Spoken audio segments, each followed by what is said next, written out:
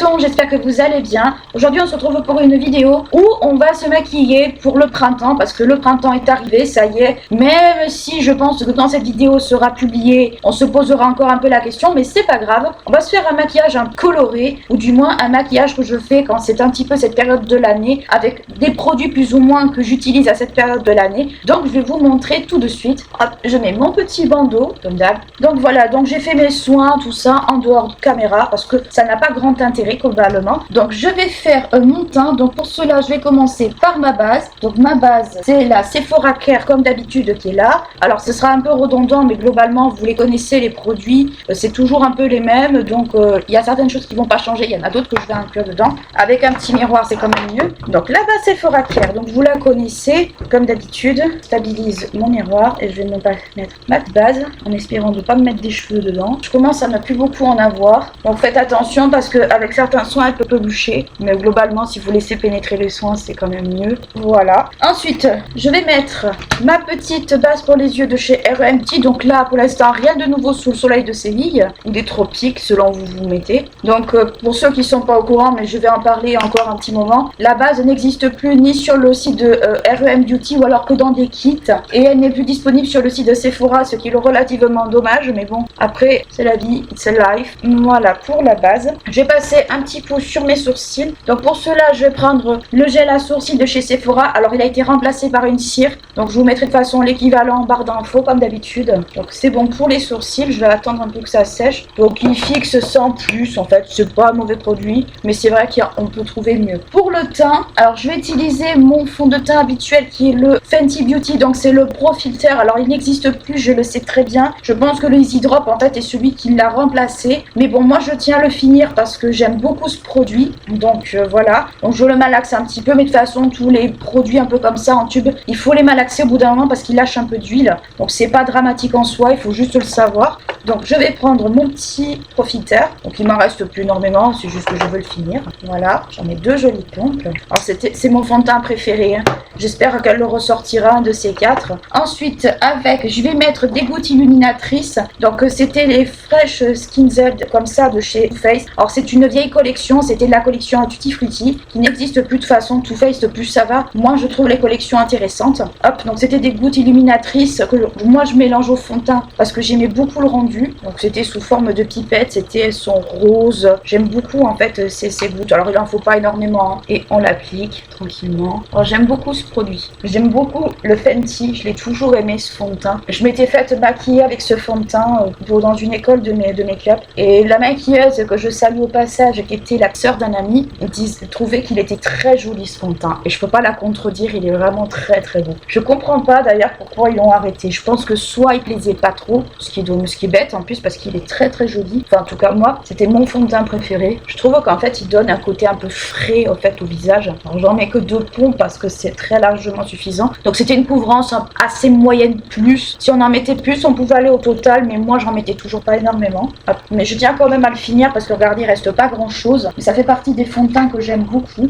Voilà. Pour l'anti-cerne, je vais partir sur le Radiant Creamy Concealer de chez NARS, qui est pas un mauvais produit en soi, c'est juste qu'en fait l'applicateur ne me convient pas. Et puis bon, c'est pas un produit, je l'ai acheté parce que voilà, je voulais le tester. Voilà, ça faisait partie de ces produits un peu trendy que tout le monde, on va dire, utilisait beaucoup à une époque. Alors ils disent totale couvrance. Alors pour moi, si c'est une totale couvrance pour NARS, pour moi, il est clairement pas suffisant malheureusement. Je le termine parce que c'est quand même un produit que j'ai ouvert. Donc moi, si vous voulez ma teinte, c'est la teinte Light 2 Vanilla. Pour ceux qui se référeraient à mes teintes, celles et ceux, parce qu'il n'y a pas que des filles qui me regardent, je pense. Donc voilà, je vous donne ma teinte. Je vais passer un petit coup de spray comme d'hab. Voilà, on ne change pas des équipes qui gagnent. Donc pour le printemps, moi j'utilise vraiment des couvrances plutôt moyennes parce que légère ce serait plutôt plus à la rentrée style automne en fait plutôt qu'au printemps. Moi au printemps j'utilise vraiment des couvrances moyennes, moi qui aime beaucoup les hautes couvrances de base parce que j'ai pas mal de tons, j'ai des pores, je suis très cernée,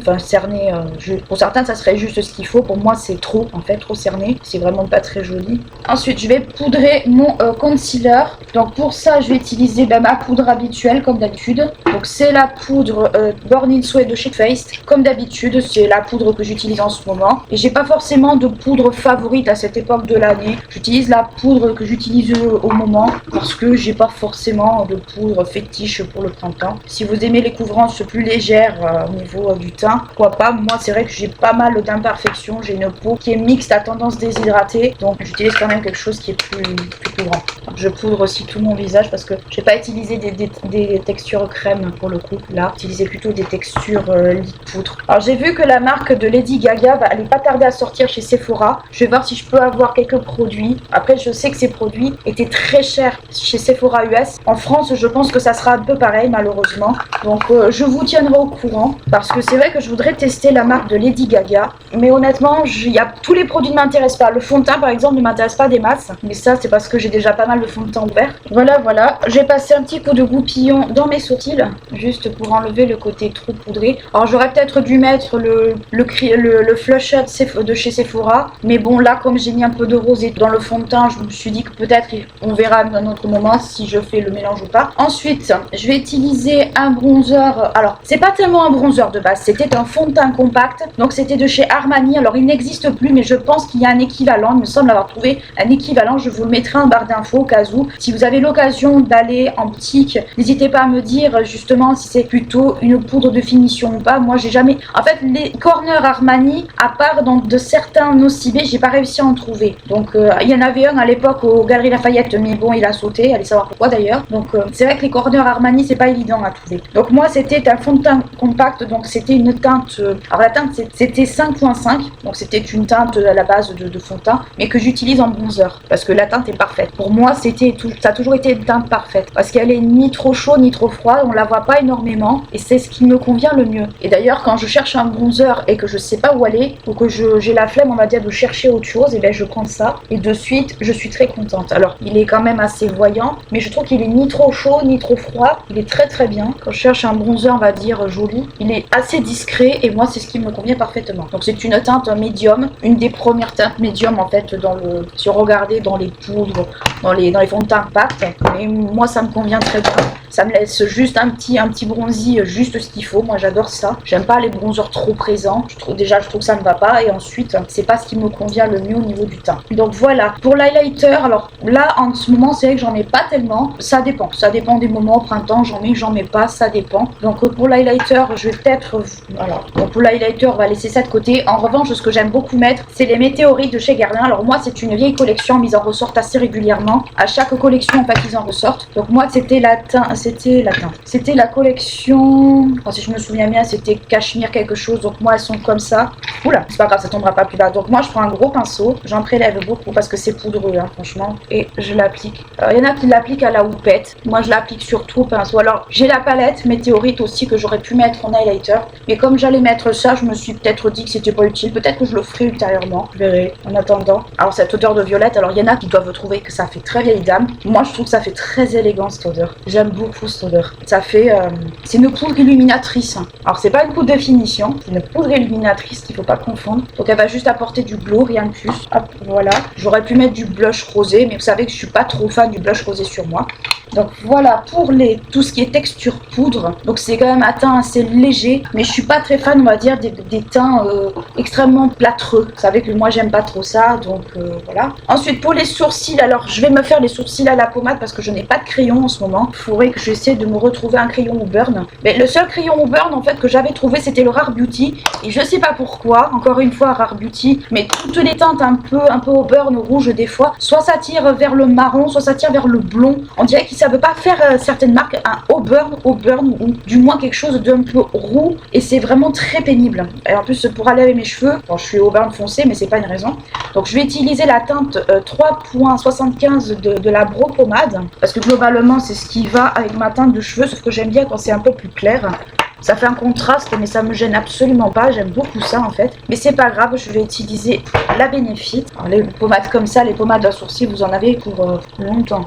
Donc là, ça donne au niveau des sourcils. Je vais passer juste un petit coup de Professionnel Super Setter, tout simplement. On va pas s'embêter. Ensuite, pour les yeux, alors c'est vrai qu'au printemps, on a plutôt envie de rose, de paillettes, de ce genre de trucs. Et j'ai hésité à ressortir la Too Faced qu'avait sorti Too Faced il y a 1 an ou 2 ans à peu près, parce que je trouve que c'est une palette qui est très jolie pour cette période. Mais j'ai eu envie d'utiliser une autre palette qui était sortie également à peu près à cette période, mais il y a bien avant la Too Faced, c'était la Naked Wild West comme ceci. Alors je sais, Urban Decay n'est plus vendu en France, c'est une erreur je pense stratégique de leur part, mais peu importe, ce qui est fait malheureusement. Mais j'ai eu envie de réutiliser cette palette parce que c'est vrai que les Naked maintenant, les produits Urban Decay, vu qu'ils sont plus vendus en France, on n'en parle plus du tout, ou à de très rares occasions, mais j'ai quand même eu envie de la réutiliser parce que je me dis que si vous n'avez pas une palette en particulier que je vous montre, si vous avez celle-ci ou un équivalent, c'est quand même beaucoup mieux, donc je vous la remontre très clairement. Donc il y a un pinceau normalement, mais il est au lavage, donc elle est comme ceci. Alors ça fait pas très printanier, mais j'ai eu envie d'utiliser plutôt des marrons, quelque chose d'un peu plus chaud, parce que voilà, j'avais envie un petit peu de changer de ma zone de confort. Et puis on est là aussi pour sortir de notre zone de confort aussi. Donc je vais utiliser cette palette. Donc pour commencer, je vais prendre la teinte, je vais prendre la teinte Standoff qui est juste ici, pour matifier mon sourcil. Donc c'est pas vraiment un beige, c'est plutôt un marron très très clair, mais c'est pas grave, c'est juste pour apporter un peu de maté, rien de plus, juste pour que ça se dégrade en fait plus facilement, sinon c'est une catastrophe.